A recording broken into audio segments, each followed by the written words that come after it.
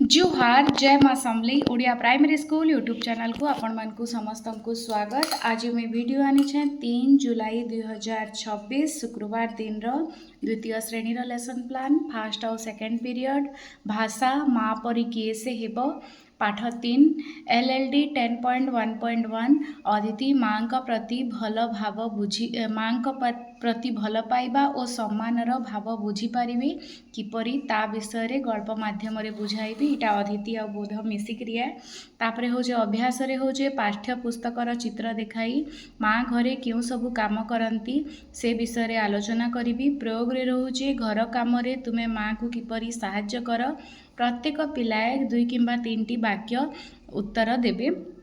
प्रसार रे रहला कविताटी को अभिभावकों सम्मुख रे घरे आवृत्ति कर झुलना 2 बही।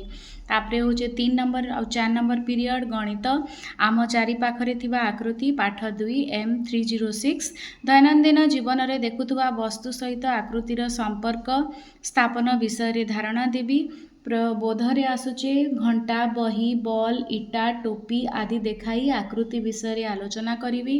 तापरे होचे अभ्यास रे रहबा पाठ्य पुस्तकर पृष्ठा आमर 20 और 21 प्रश्नोत्तर समाधान कराइबी। प्रयोग रे रहबा आकृति व्यवहार करी घर गछ पताका आदि जिनिस तैयारी करिवे। प्रसार रे रहबा विभिन्न आकृति को नहीं एक सुंदर चित्र अंकन कर मजा मजा रे गणित बही होचे TLM।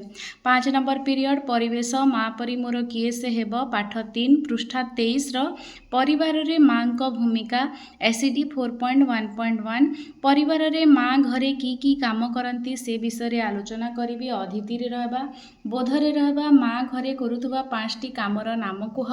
अभ्यास रे रहबा पाठ्य पुस्तकर पृष्ठा 21 9 नंबर प्रश्न समाधान कराइबी।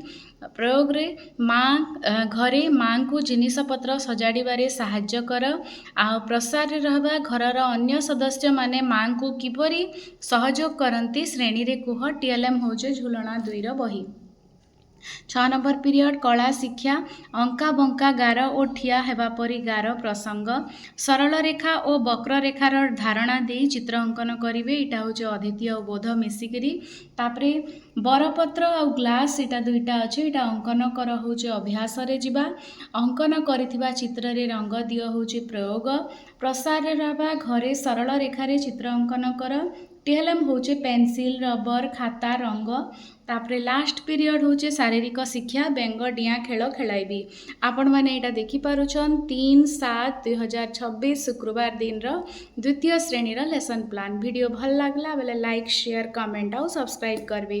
अशेष अशेष धन्यवाद।